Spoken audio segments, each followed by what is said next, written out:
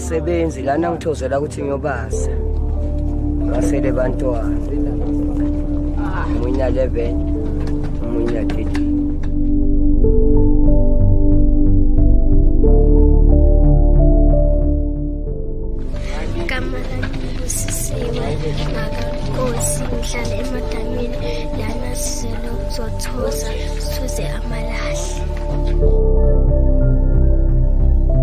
The African National Congress is the alternative force, and it's just a matter of time before the ANC becomes the government in South Africa. That was a major shock to have someone shot like that, and in such a cowardly manner. La France a été choquée, vraiment choquée.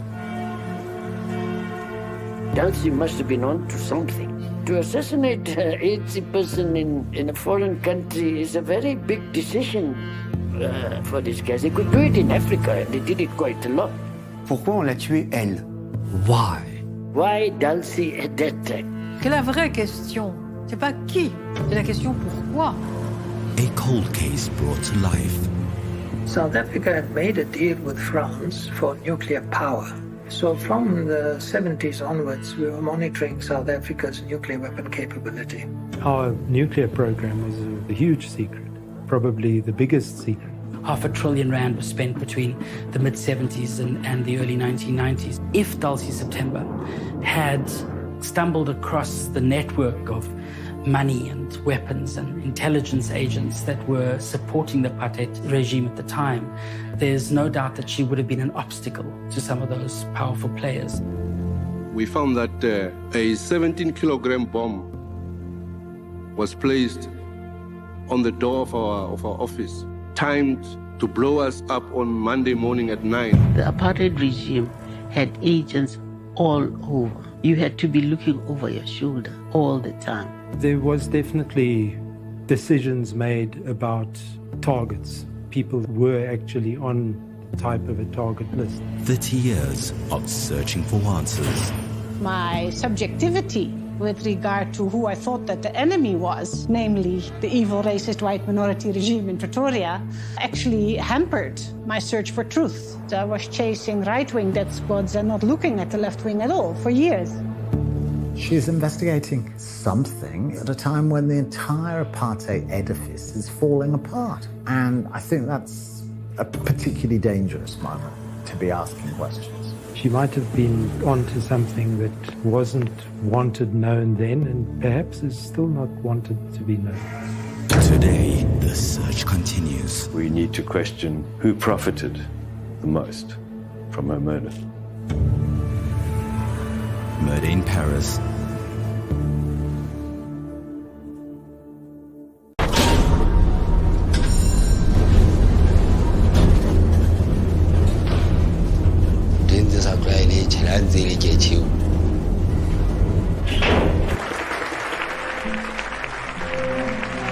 We have seen what the white man has achieved for himself in South Africa.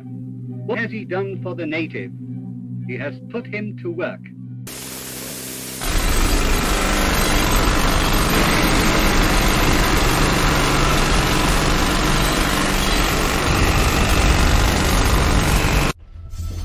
Muganga hinkwawo la ndaka ko a hi tirhela tsone ku nyendelayi Bana ya kariyo ya mo 2014 ka January ka labaka la go bane ke ne ke lo kwala ntate wa ka ana ya kula na le silicosis. The proposals put forward to improve the supply of natives recommends that the existing native social system should be attacked, with the object of modifying or destroying it. Baba hona mona nna go tseba hlola di baba ngata fela ke ba hlola di fela baba ngata bana batho ba ngata ba ha ba fikele mo ke na 73 bana dialysis bana TB. The South African gold mining industry's silicosis and tuberculosis epidemic is without parallel in human history. Abamnyikanga ntshomo bo mhlongola bakumuka ngoba basoboniswa kuseba mdlayile nje.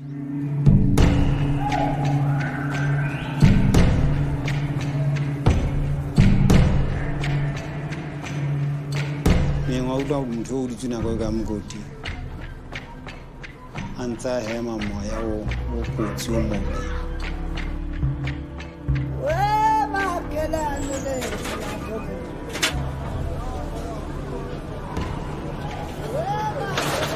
The gold mines of South Africa have brought to the surface more gold than man has known in all his history. Just think of all the gold being poured and everything we owe to it.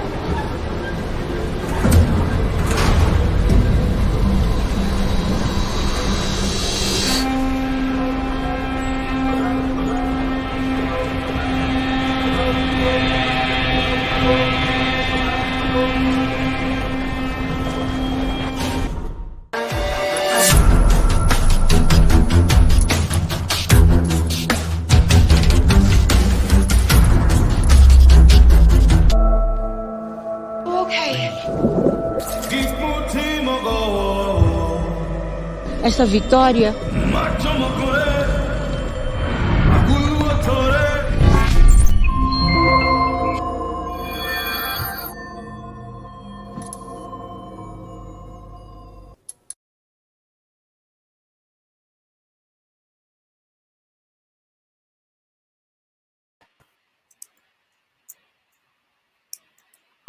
Good evening, good people.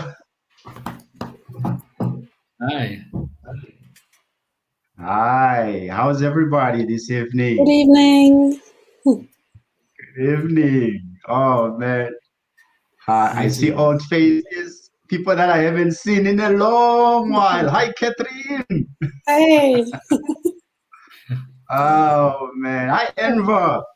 Hi, how are you? Hi. Hi. Hi, Millicent. Oh, I didn't know I had unmute. Hi, everyone. Good evening. How is everyone this evening? Very well, Good, thank you. I am very well as well. I am honored to be with you. Mr. B, do you want to talk or should I continue? Hi, Papi. Let me just say hi, Papi first. Hi, Papi. Papi keeps appearing and disappearing like a ghost. Hi, Papi. Hi, everyone. Yeah. It's raining. It's raining, that one. All right, you can take it away, Millicent. Thank you very much. Okay. Good evening. Okay. Is he saying something? Now you can go ahead. Okay. Let me decrease my volume. I am something else. Good evening, everyone, and congratulations for being nominated for your documentary. Honestly speaking, your documentaries are amazing, and it is such an honor to be with you guys and to be able to chat and talk to you about your documentary. And here at Rustenburg Film Festival, we want people to know about you, about where you come from, who you are, everything about you, what made you want to do this documentary, what inspired you to do that. And firstly, I know that we always have to start with women, right? Ladies first. Yes. So I would like to ask this question, like, so that people can know, because there's a lot of people who are watching now, and we would like to know who you are, where you come from, everything, just everything about yourself. And we'll start with you, Catherine. Okay, thank you so much. Yeah, I was kind of born into a family of filmmakers. Well, my father was a filmmaker and my mother was a nurse, so it's kind of mixed. So it was just going to happen that I would fall into that space, I guess. I did try to avoid it, and I thought I'd be an artist. Oh no, first I thought I'd be a ballerina, and that didn't happen. And then an artist, that didn't happen either. But now I've become back to being an artist and a filmmaker at the same time. So I traverse those different areas. Yeah. So I don't know. Did you want me to continue on what inspired the film, or is that no? We could just talk about who you are now, and then we and give I'm him a filmmaker living in Johannesburg, and I work a lot in documentary. Documentary is a huge love of mine. And then on the other side, I work a lot in collaborative works, both in installations and opera and theatre as well. So I work in those kinds of spaces. Thank you. Thank you so much for nominating the film and doing all the work behind the scenes of any film festival. I know is a huge work, and we really, really are very grateful for film festivals like yours that support the kind of films we make, because it's so hard to get films like this out there for people to see them. Thank you. Okay, and you, Mr. Enver? Hi. Okay. My name is Enver Michael Samuel. I'm a television producer director. I have been in the industry since 1994, but I've sort of been doing what I'd call commercial television work as opposed to documentary work. I'm based in Johannesburg, and I sort of had a crossing the Rubicon moment in 2015 when I decided to concentrate more on documentary and leave the commercial TV side, which was earning me money, but was not fulfilling me. I decided to do something that I felt I'm more passionate about and has more sort of meaning to me. And within myself, I started to feel much better about the work that I was doing. So I had this conversion around about 2015, and I haven't looked back. But I still have to get onto big format reality shows now and again to earn some money.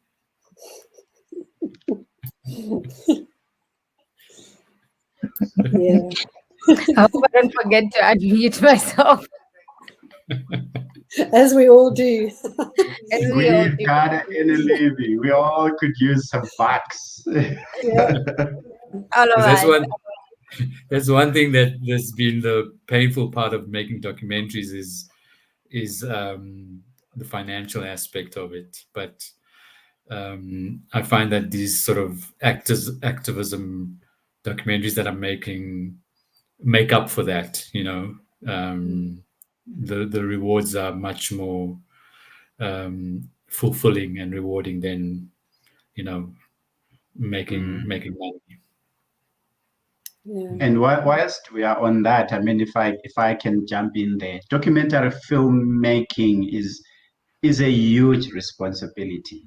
I mean, I really don't have a very big documentary I've ever done myself. I think last time I did a documentary was like 8 years ago. I've since then stuck to fiction because I'm safe in fiction. Tell us about that process. I mean, the responsibilities of a documentary filmmaker. You telling real stories, you telling stories that are going to impact and possibly change. I mean, Enver, for example, you've told stories that have reopened dockets that were sleeping. How is that in terms of the weight on you as a filmmaker, and the authenticity that you have to go through, and the pressure of making sure that you tell an authentic story, without limits? It's a good question, but it's a huge responsibility. It becomes almost, it becomes something that starts to take over your life. My family life, everything comes on hold, and you get so possessed by trying to do a good job that because you know that in the case of what I'm doing, like with Ahmed Timol and Dalsi September, is the families are relying on you, and it's a huge burden to bear on your shoulders. But that pressure, what drives you to try and tell a compelling story, but a story that ultimately will serve the family, in terms of assisting them a little bit in the answers they're trying to seek and find. And Catherine? Yeah, it's a massive responsibility. There's both from the very start, from choosing to film with certain people and not with others, the kinds of relationships you build with each family. And in our case, we filmed almost 50 different people for the making of the film, and we continue to connect with many of them, some of them not because of the loss of contact, just through a phone number. And once you lose the phone number, they're gone, especially in the rural areas of Mozambique or Lesotho and that. So it's a very huge responsibility how intimate you get, intimately involved you are with each and every one of the characters that are in your film, and also those that weren't selected to be in the cut. So there's also that process that happens and expectations around that. And then for us now, for the whole reason why we made the film, which was trying to make the film of the background to the class action of the silicosis and TB class action, which is now formalizing itself into the Tsiamiso Trust, which is supposed to do the work of paying out people from the settlement, the 5 billion settlement. We're now in the place where many of these families may or may not qualify for this compensation. When we made the film, the strictures of the trust deed hadn't yet been put into place. We didn't know how far it would go. And once it was done, only 6 of the mining companies are actually part of the class action, and only for the mines that they operated for the years that they operated on. So there are all these like limitations as to who would get compensation out of this trust. So again, connecting with the families and all of these levels of expectations which they have, that they would have got some kind of compensation which they deserve to get, but many of them won't get it because of the limits of the settlement. So it's been a huge responsibility, and also now we're taking it also into a statutory compensation space, where the Medical Bureau of Occupational Disease and the Compensation Commissioner is in our sights. So to get, there's all kinds of estimates of the billions of rands that are waiting to be paid to miners that worked on mines across South Africa and that need to be compensated and that have been lost in the systems of bureaucracy. So this is the big fight for us now, is to try and get that money out and paid out to miners and their families and dependents across the region. So that's our campaign. Justice for Miners campaign is where we are right now, taking the film into that space. Yeah. Wow. Oh, man. Okay. And Millicent, I'm going to come back to you just in a short while. I want to see if we can get Papi. Papi, if you can hear us? I know you said your network is pretty bad, but maybe you can switch off your camera just so that you can maximize your connection and just leave only audio. I'm sure we will be very happy with that, just so that we can hear from you as a filmmaker. I mean, you also did a film, Call for Living. So it's somehow also related in a way to mining. But we just want to hear from you, first of all, as a filmmaker. Where do you come from? What is it that what inspired you to come into what you call factual storytelling? Okay.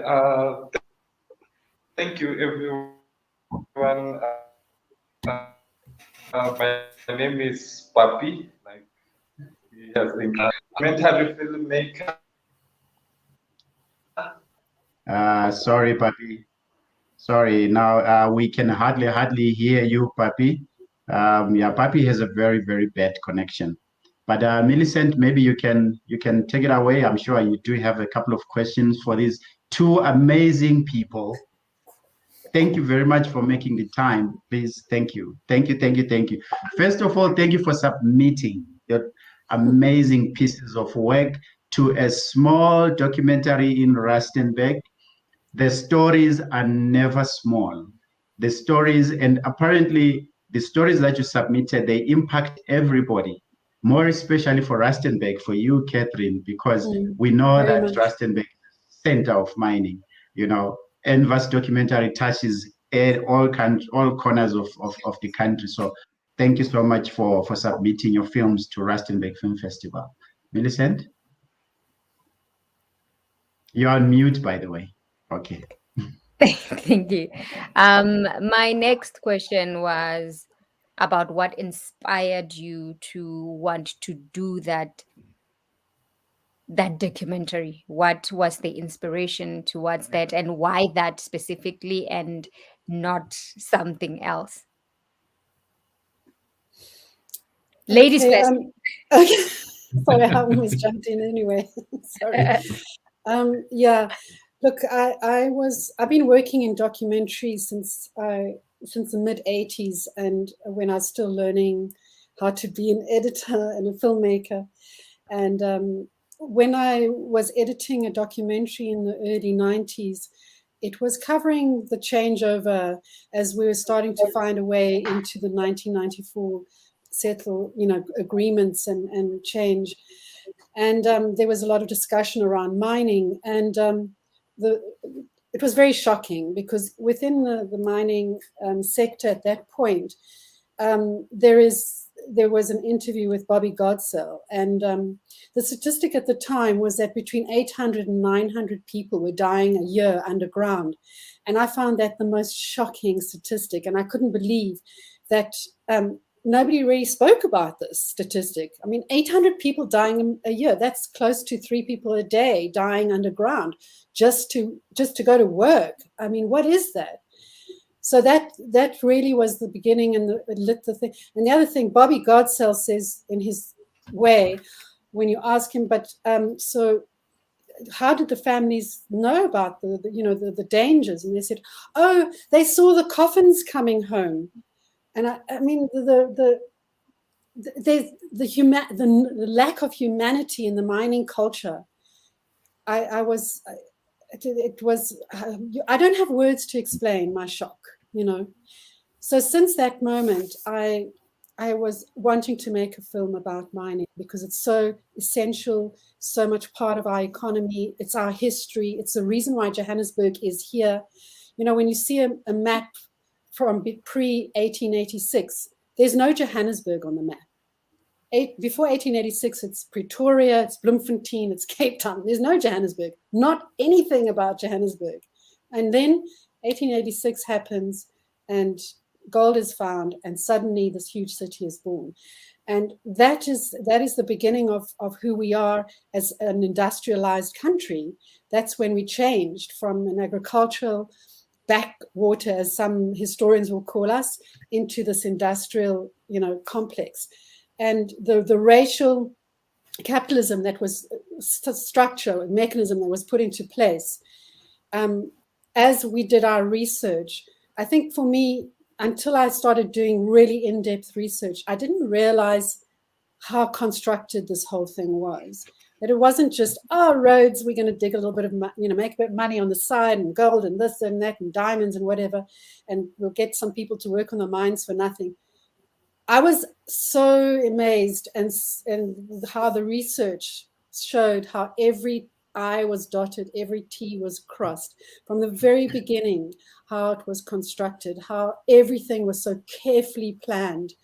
The whole British Empire had put every last little bit of effort, administration in place to ensure that they would make the largest profits on the backs of the miners who would be building this country, and that the migrant labor that came into the country and how they manipulated that whole system and the networks, our whole road system, our whole railway system, even flying people in, flying potential miners in from Zimbabwe, Malawi, and other regions to build this country with these huge profits that they were making for the bourgeoisie, the white bourgeoisie. It was when you dig into that archive, it just gets it's relentless.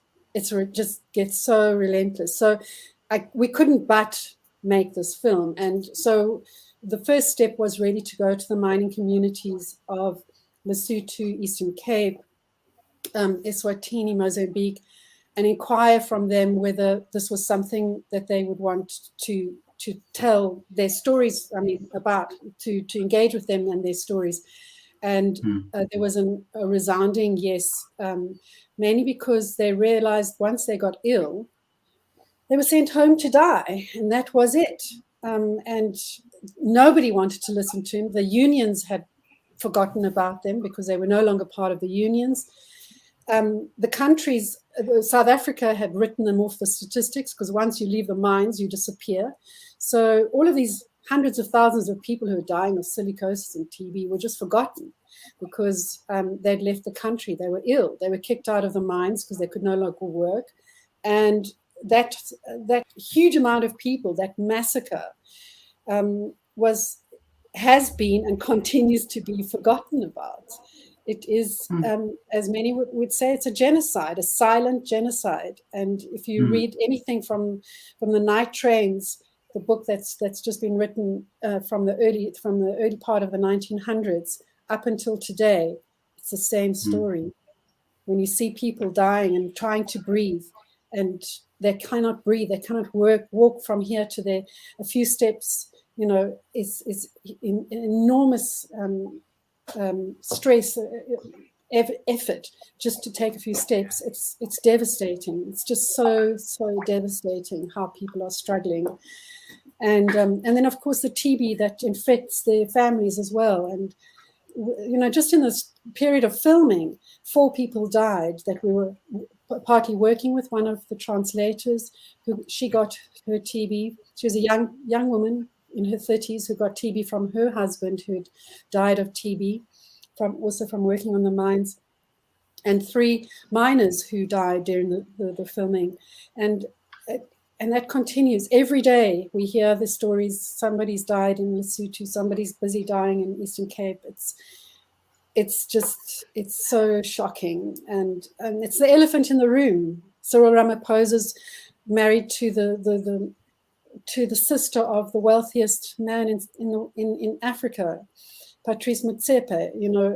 The lineage is so apparent, and I'm sure, Enver, your film is also about the layers, that the unseen layers, the buried layers of responsibility, of accountability that hasn't happened, and this is just another one of those stories, and and everyone knows a miner. Everyone, white and black, no miners, no people who worked on the mines one way or the other. It's a story across the region. You go to any spaza shop and you say, please tell me, is there a miner living? Oh, yeah. If you go to that house on that hill, there's this guy, he worked on Vaal Reefs, and that guy over there, he worked in Penang, and it's everywhere. You can't but find them. They're so easy to find everywhere. So it's in our DNA, actually.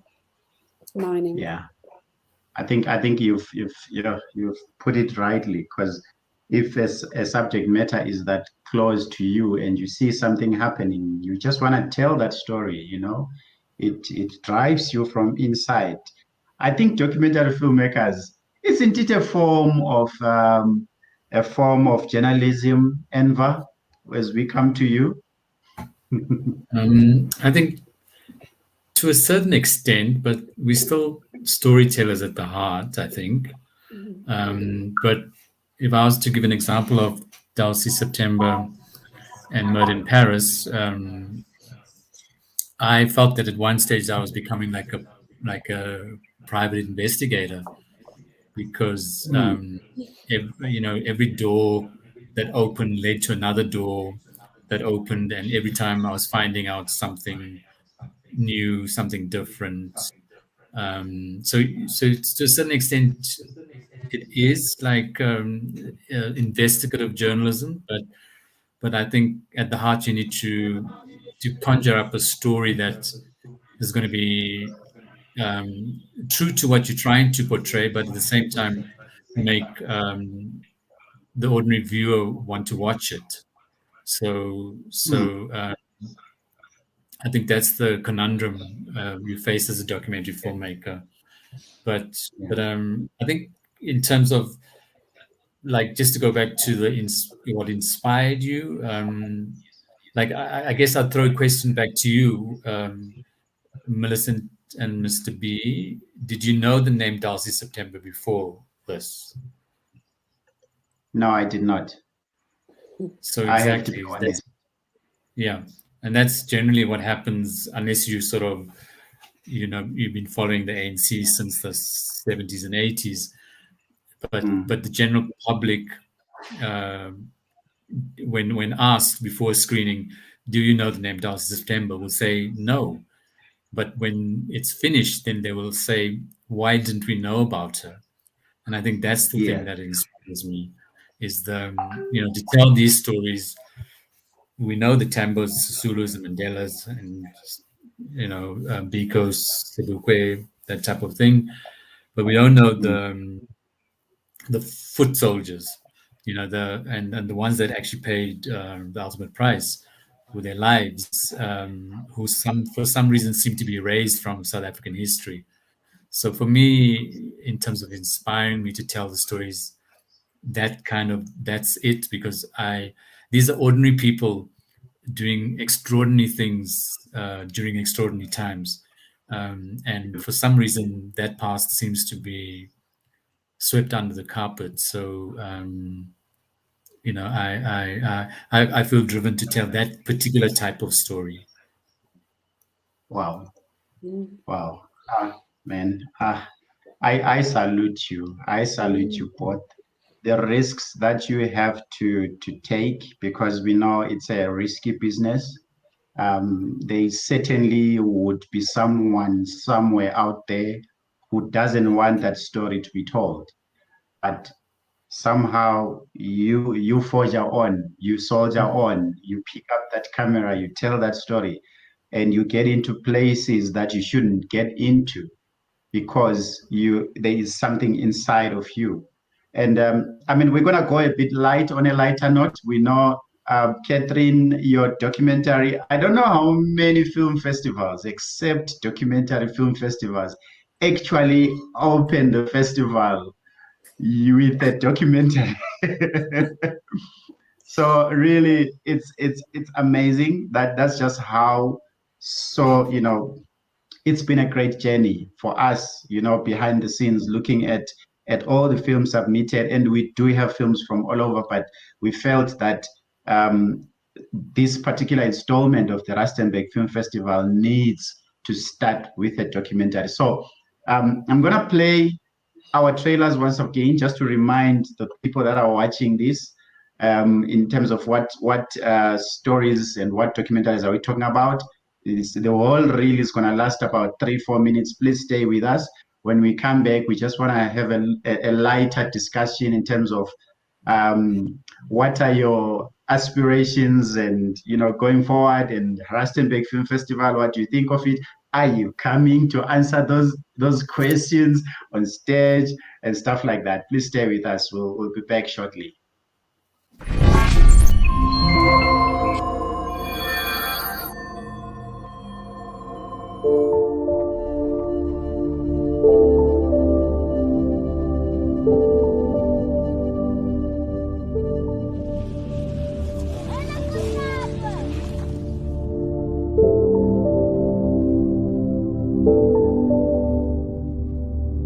Angisebenzi lana ngithozela ukuthi ngiyobasa ngasele bantwana omunye 11 omunye 13.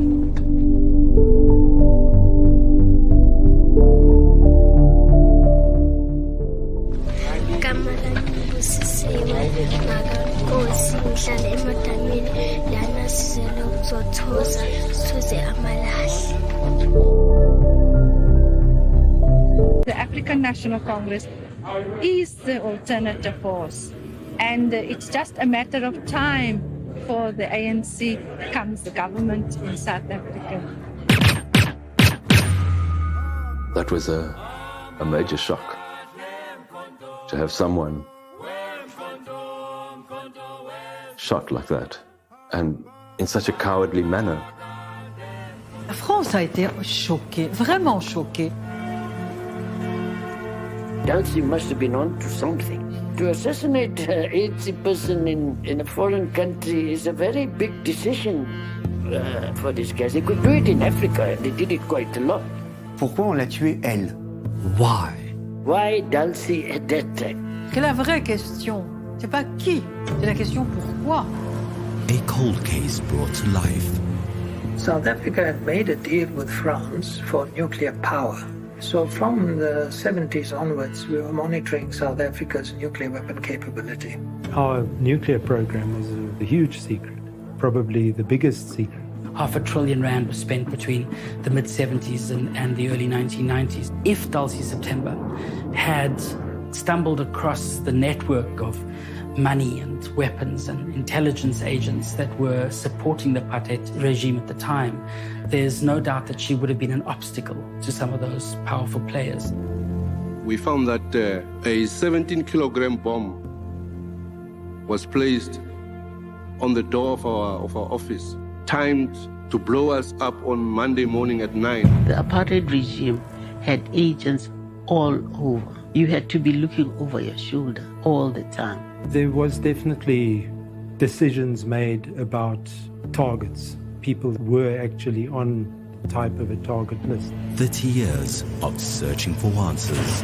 My subjectivity with regard to who I thought that the enemy was, namely the evil, racist, white minority regime in Pretoria, actually hampered my search for truth. I was chasing right-wing death squads and not looking at the left wing at all for years.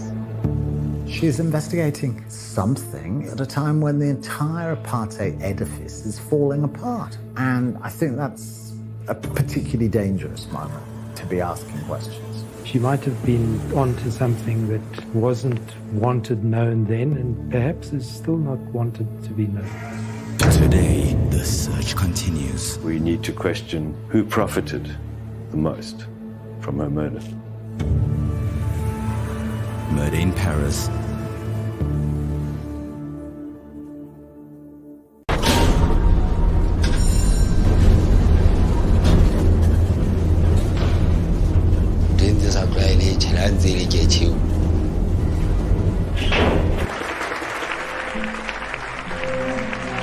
We have seen what the white man has achieved for himself in South Africa. What has he done for the native? He has put him to work.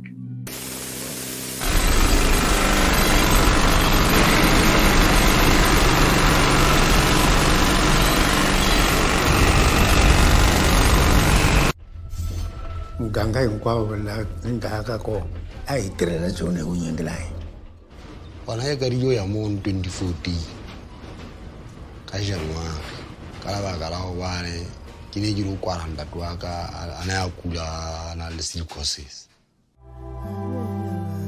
The proposals put forward to improve the supply of natives recommends that the existing native social system should be attacked, with the object of modifying or destroying it. Babang, wana mona nna go tseba hlola di baba ngata fela ke ba hlola di fela. Baba ngata bana batho ba ngata ba ha ba fikere mo ke na 73 bana taise bana TV. The South African gold mining industry's silicosis and tuberculosis epidemic is without parallel in human history. Abamnyika ntshomo bo mhlongola bakumuka. Ngoba basoboniswa ukuthi bamdlayile nje.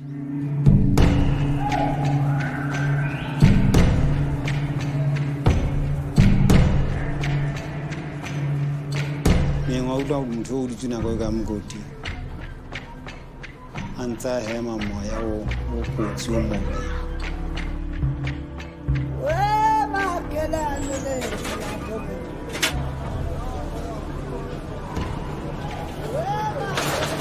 The gold mines of South Africa have brought to the surface more gold than man has known in all his history.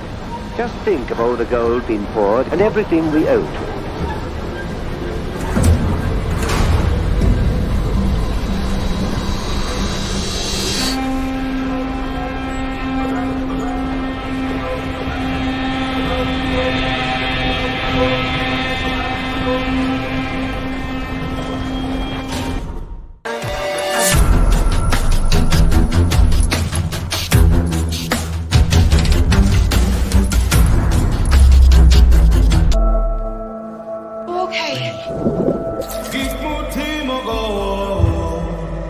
Essa vitória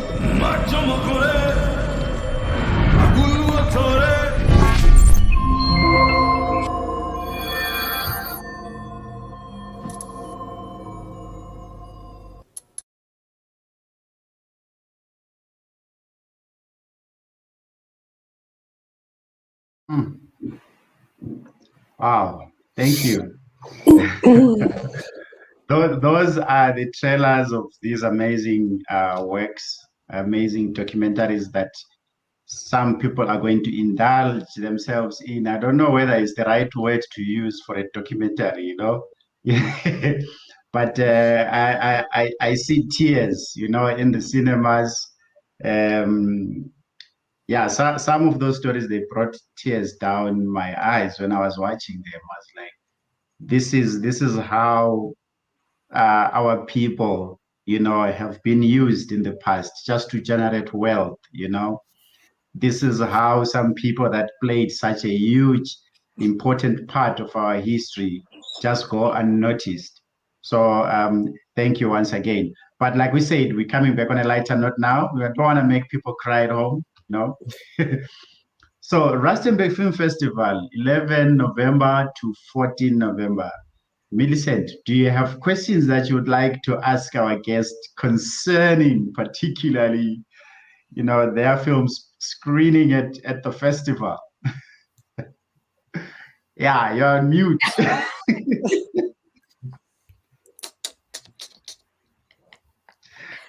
I know we are going on a lighter mood. But I wanted to ask this question though. After doing this documentary and when you're satisfied with the product, when you go back to being the one that watches the whole full product, how does it make you feel before other people can even watch it? Like, how do you then feel while watching it? Like, okay, because me watching it, definitely I was like Mr. B there, but you as the person who made this, how do you feel after watching it?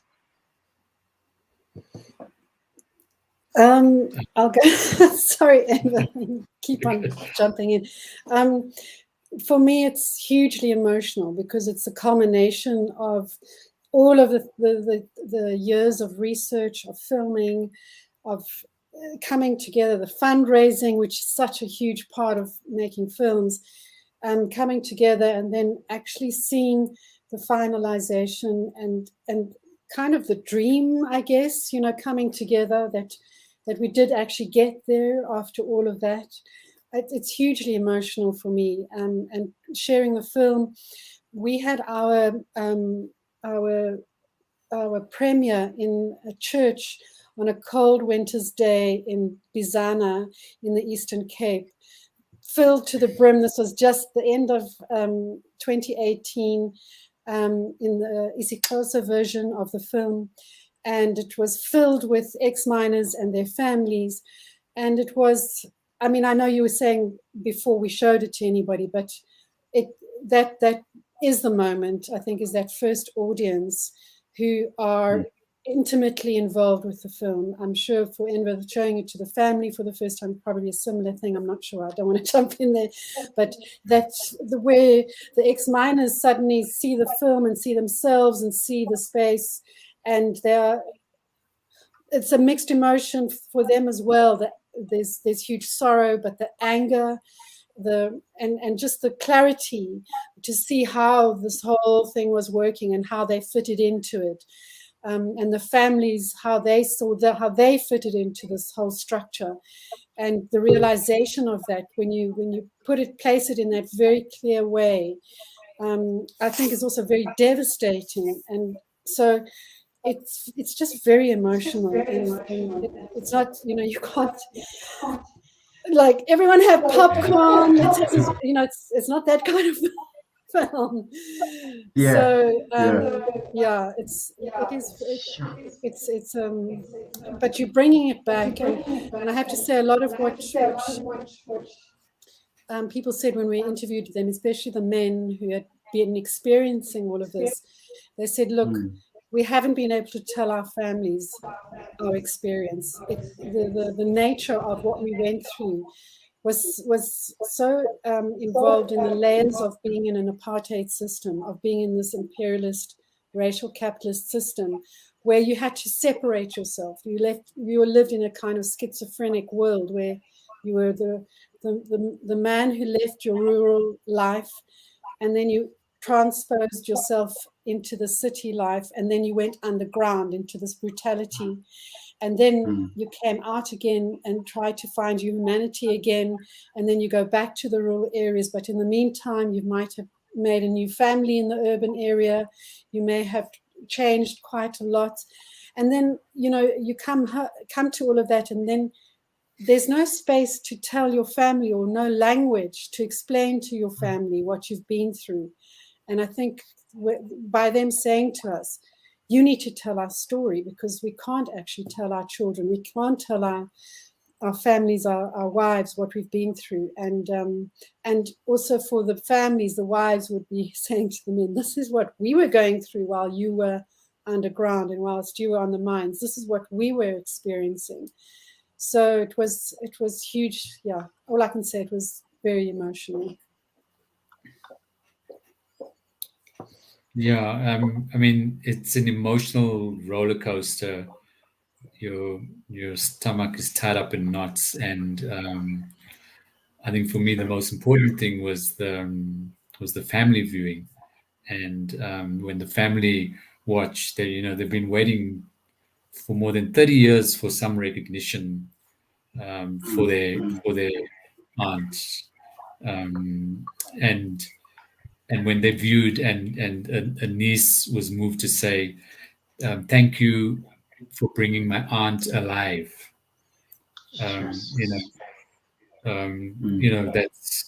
like extremely emotional, but at the same time, that at least you've done a little bit to give them, because the window is opened to you as an observer to see this anguish and pain, and you have to experience it firsthand to realize what's going on.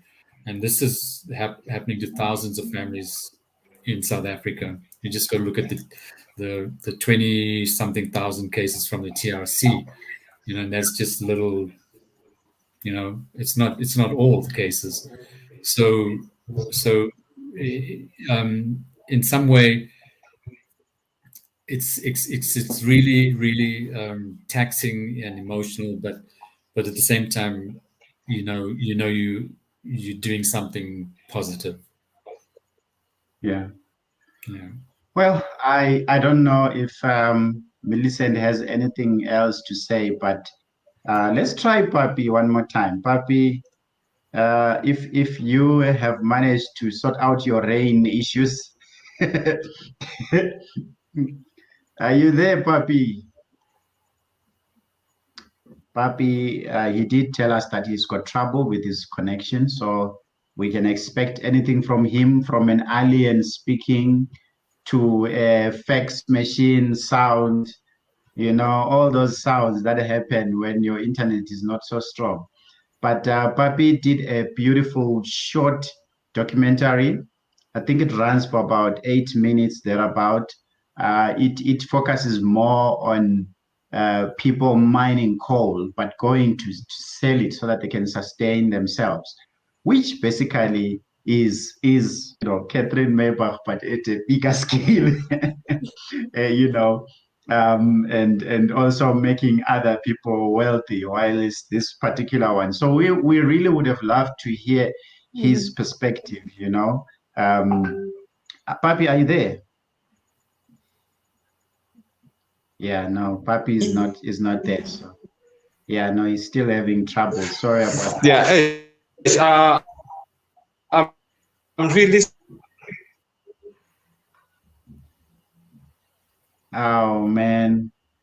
No, but anyway, I'm sure you can hear us, Papi. So we were just saying that we're trying to talk about your story, which is so but Papi is he's one of those that have expressed interest in coming to the festival, so that people that want to engage with him and ask him questions directly after his screening can then do that. And we hope that we know Enver did confirm, and Catherine, are you still neither no or now you're sure? It'll either be me or Richard who come, so it'll be one of Okay. us. I'm in a workshop that particular day, so I just want to get a sense of when it finishes and whether I have enough time to drive through to Rustenburg on the night. Yeah. What time is it on the We 11th? really look. I mean, we really would appreciate you coming, but at the same time, we don't want you to put yourself at risk. So if Richard can come along, that would be great. But if you can rough it out, then that also would be great. It's on a Thursday night. It's November the 11th, Thursday night. The actual film will roll from about 7 p.m. So it should be done just before 9 o'clock, which is the most crucial then moment that we would need you to be there. Because I mean, you've watched the film like 100 times. So, yeah. Yeah, thank you. So, I mean, I just thank you so much, guys. Really, it's really a big dream for us for the film to be premiering in the platinum belt. It's a big thing because many of the miners move quite often from gold into platinum and vice versa. And so it's the same, you're talking about the same people, the same situation, and Marikana being so present in all our minds. It's so fundamental to everything that we, the reasons why we made the film in the first place. So yeah, thank you so much. And as I said at the beginning, it takes a lot of courage to set up a film festival in the first place. And I know you say you're a small film festival, but it has to start somewhere. And the courage to take on films like ours, I really admire you as well. It's people want to go on a good night out. They don't want to go and be told that the history is a bit complicated, and we can't forget about the history for us to. And I mean, that's, I suppose, what I feel is also we have so much. We do really need to look at our history critically, openly, and learn from it, so that we can really build our lives, build our country and countries around us going forward without the baggage that comes with it. I mean, not that we can let go of the baggage, but that we learn something from this and critically analyze what it is that we're doing and why we did it and where we are right now. Wow. Thank you. Thank you so much. And Enva, we know you are certainly going to be there because you have extended your screening to beyond that, to helping, tutor some filmmakers from Rustenburg, the ways of documentary storytelling. So there's going to be a workshop, documentary filmmaking by Enva himself, to impart that knowledge on factual storytelling. So we're so excited and looking forward to that moment. And we want to see more, filmmakers coming from Rustenburg and telling stories. There's a whole lot of stories. There are stories to be mined in Rustenburg, and on top of everything else that has to be mined in Rustenburg. So, Enva, anything that you would like to say, maybe for people to look forward to? We know that you're coming, but I'm sure you're bringing something else. Well, I mean, I think it's critically important for me to recognize the Rustenburg Film Festival. You talked about we're small, but it doesn't matter, small or big. For me, it's important to bring the documentary to Rustenburg. Every viewer counts as someone that's contributing to the unerasure of Dulcie September. So I'm very honored to be screening at the Rustenburg Film Festival. With regards to the class, or whatever you want to call it, I just want to impart, what I've learned, and hopefully, these type of stories can get some traction, and because their stories are there, they everywhere you look, there's a story. So hopefully I can encourage some some people from the Rustenburg area to look at their past critically and come up with some more of the unsung sort of stories that have been forgotten by history. Yeah. I mean, we've got the Rain Queen there, right? I think I we haven't seen. I don't know. I haven't seen anything from like. There's a lot. There's the Royal Bafokeng there. There's oh man, but hey, so the filmmakers in Rustenburg, you need to pull up your socks. Otherwise, you're gonna have guys flying in from United Kingdom and the United States of something else come tell our stories. So you are encouraged. Now we have a ritual. We have a ritual in our live streams where we take a picture. Yeah. So we take a picture and then we ask everybody to look into the camera and smile for the camera. In 3, 2, 1. There we go. I've got the picture. Thank you so much. I don't know if Millicent has anything else to say, but Can I just say from one my little side, thing on my yes, side as well? Sorry to budge in again. no If you problem. want to have any screenings in communities, we do have 6 language versions of the film. So if that's an option, we have isiXhosa, we have Siswati, we have Sesotho, Portuguese, and Shangaan. So if there is an opportunity for any of those language versions to be screened in a community setting as well, we'd be very happy to support that too. Wonderful. Now we'll definitely keep that in mind. Thank you so much for that. That just goes to show how serious could you be to create all those. You really wanted to make sure everybody understands this story. You're only left Amazing. with Venda. Yes, which is my sorry about that. my language. Chivenda Venda was a bit difficult. it's our lack, whatever, that we didn't manage to get to Venda. Sorry about that. Yeah, no, we need. Maybe you can translate for us. Huh? Maybe you can translate it for us. Definitely. I'm a Venda woman. I speak Chivenda. I was born in Venda, and we really need that as well in Venda. Because sometimes we're really forgotten because our language feels foreign somehow. I always tell people you can't learn Chivenda. There is no way. Chivenda is a mixture of so many African language from Congo all the way to Zim. It's when these people speak, the people from Congo, I can hear some of the things they're saying, especially Shona. So Chivenda, how it ended in South Africa is just, it's a difficult tongue twister language. That is why you struggled. So I completely understand. Because for me, I'm an actress. It was very easy for me to learn other languages, South African languages. But for people to learn my language, it's not easy. So I understand. I think I had a last question. My last question was, did we not have comments today, Mr. B? Oh, yes. No, not much. Just someone who is very happy. I don't know what is that sign. That's from Brazil, Yaba.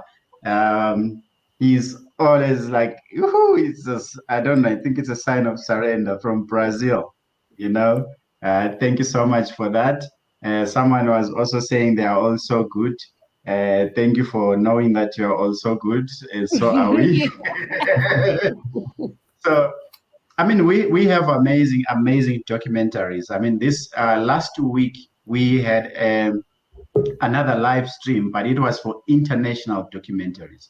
We got amazing documentaries there as well. From there is a story that touches on Gracia Machel's daughter. I think it's called Woman, if you've seen it. It touches a lot on gender-based violence. It's called Woman. It's a beautiful piece. We've got something on the fishermen and how powerful they think they are over women because they're still the men bringing the fish home. we got lots of stories, but the stories that invoke dialogue, that get people talking, but more importantly, stories that change perception, so that, which is the duty that we have. So, yeah, I mean, please, you're welcome. Thank you very much. I am very happy, Millicent. I think I can sign off now. And thank you so much for your time, Catherine and Enva, and we hope to see you in Rustenburg. It's a beautiful, small town, but it's lovely, beautiful people, and the festival is happening at a beautiful place. I don't want to say it here because there are people that tend to not register because the registrations are closed now. And then they just rock up at the venue. Ta-da! Put my name down there. I am coming in. That's not how it works this year. Eh? We received 350 something applications to attend the festival. And, due to COVID and all, we have to admit only 80 of those people. So the rest are going to have to watch the festival and the workshops, everything online, unfortunately, but fortunately, because we could put it online anyway. So yeah, thank you very much, wonderful people, for your time. We truly appreciate you. Please continue telling those stories. There is more stories that need to be told. You are doing an amazing job. We truly, truly appreciate you. If maybe you've got any last words, maybe you can say so, please. Enva, your turn to speak. Do I get the? I'll be waiting for that script for the vendor translation. Thank you. Well, nice to meet you, Catherine, and you.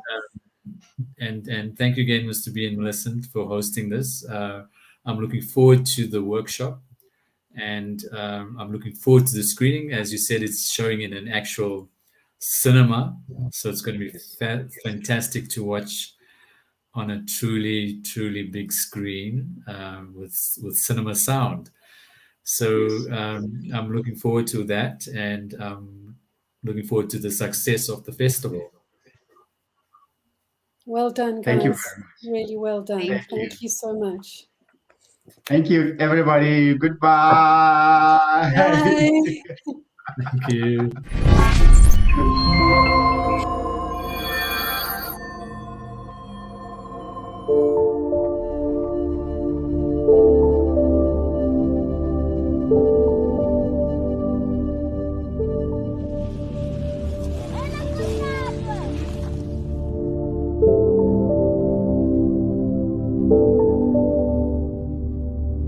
Angisebenzi lana ngithozela ukuthi ngiyobasa ngasele bantwana umunya 11 umunya 13.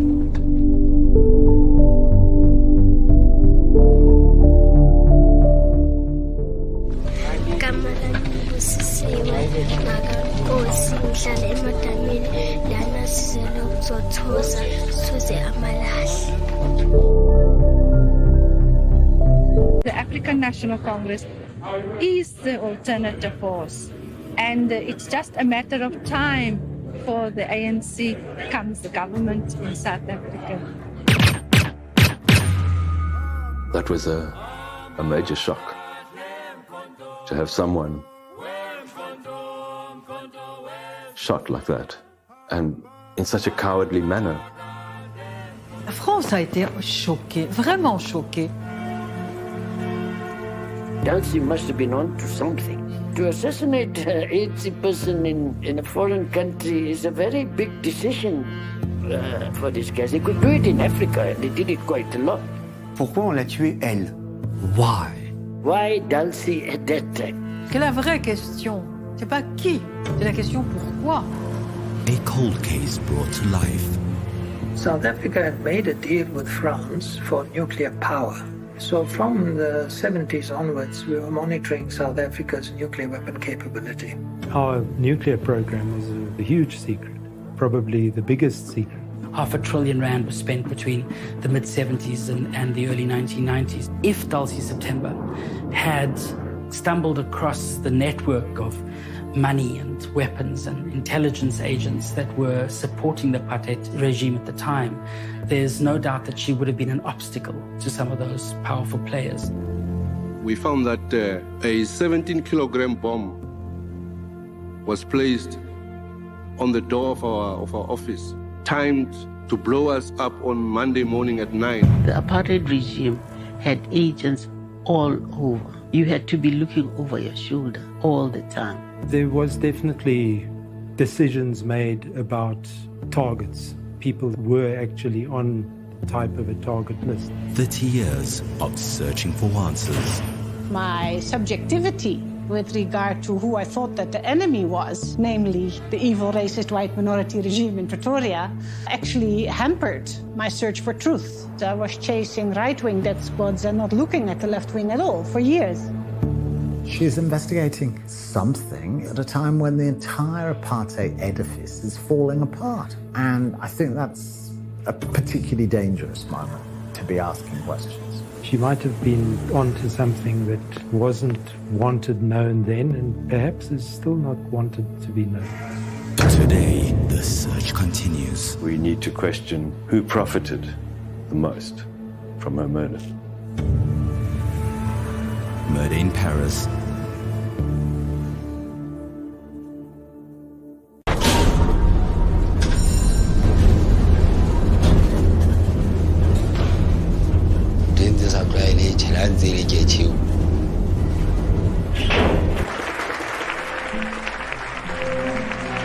We have seen what the white man has achieved for himself in South Africa. What has he done for the native? He has put him to work.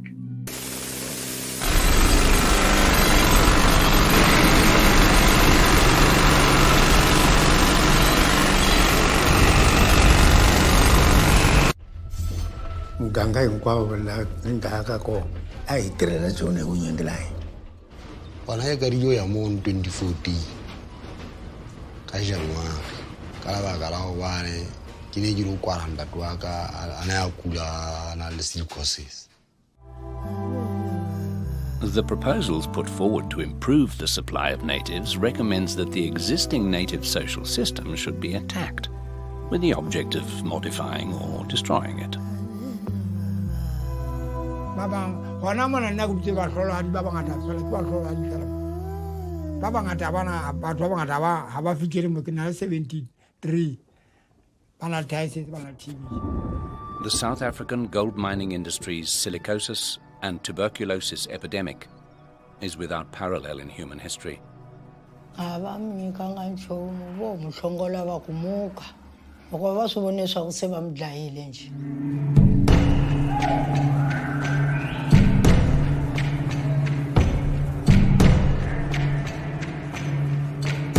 Ngauta motho o ditsena go ka mokoti antsa hema moya o kotsi o mo.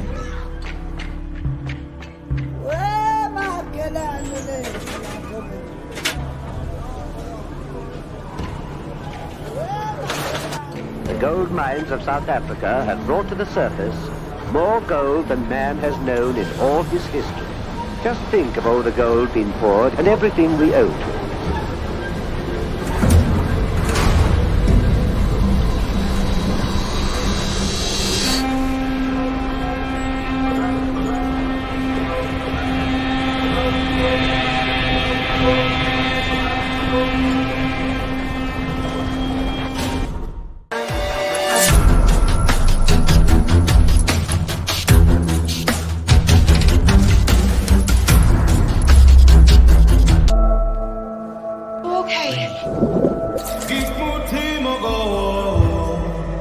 Essa vitória